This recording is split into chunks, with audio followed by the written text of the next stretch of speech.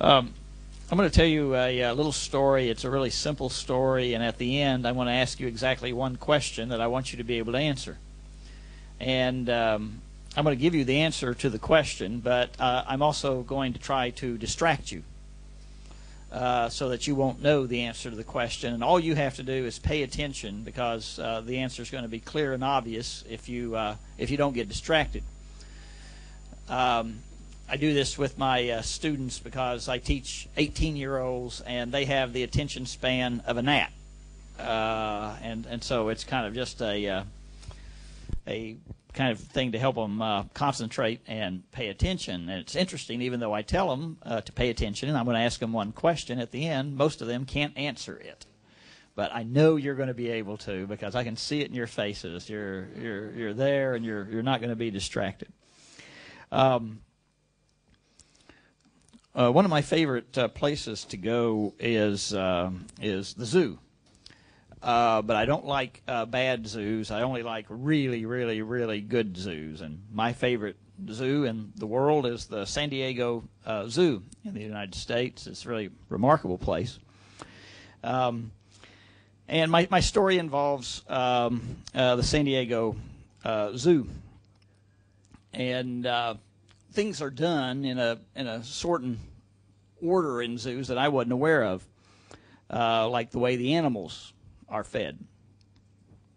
So I want you to pretend you are the zookeeper of the San Diego Zoo, and I'll tell you what you would do if that were your job. The animals get fed, believe it or not, in the order that they make noise when they're unhappy.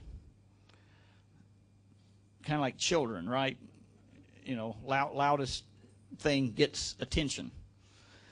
So the zookeeper feeds those animals that make the most noise when they're unhappy first. So which animal do you think gets fed first?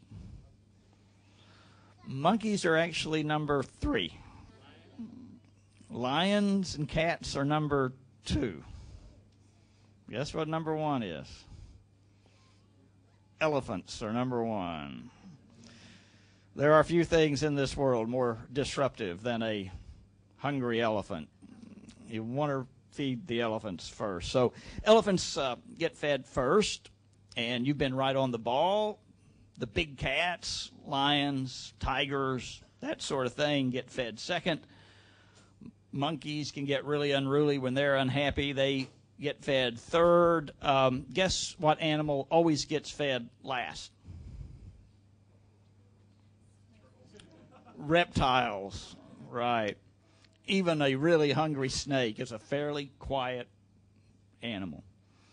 So, elephants,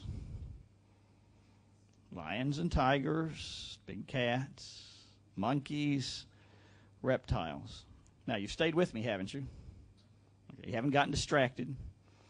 You know, Tommy's not distracting you by sticking his camera in your face. You're not going to let Tommy distract you, right? Okay.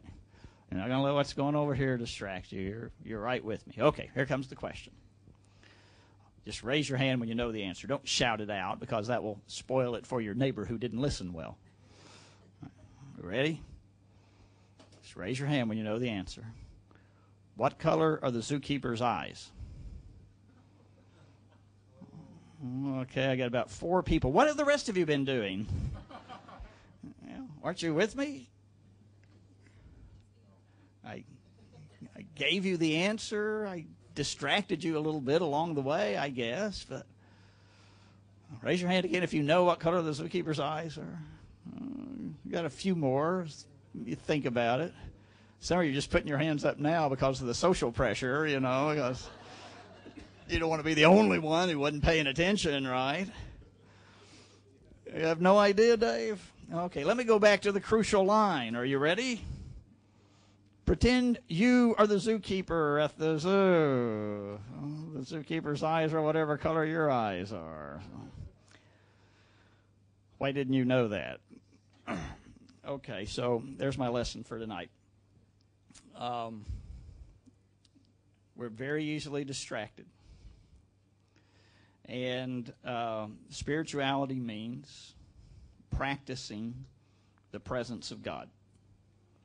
It means being aware of the presence of God in all things, and we are very easily distracted from that.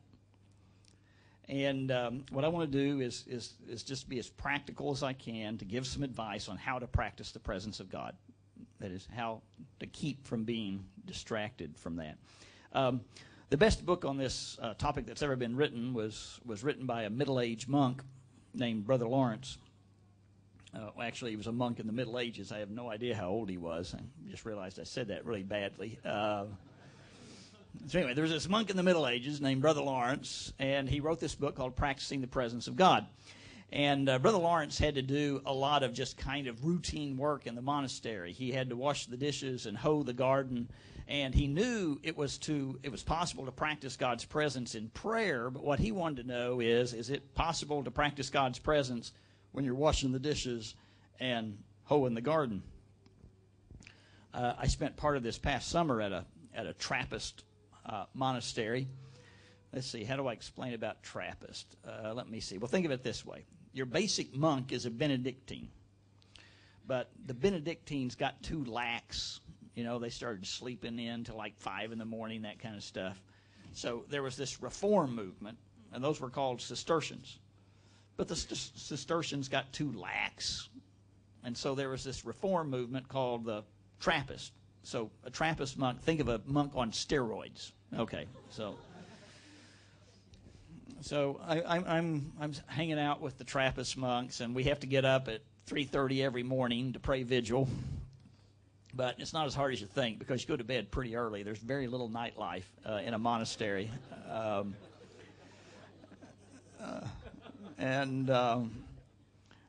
You know, I got to, they had this program where I could actually stand in the choir with the monks and chant the Psalms. It's just this incredible experience listening to the Psalms that have been chanted by these guys for the last 500 years.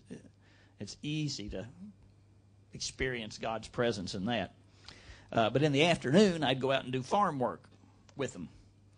It's not quite as easy to practice God's presence, you know, doing that, especially because I'm a city kid. I don't know anything about farm work. I was totally out of my element.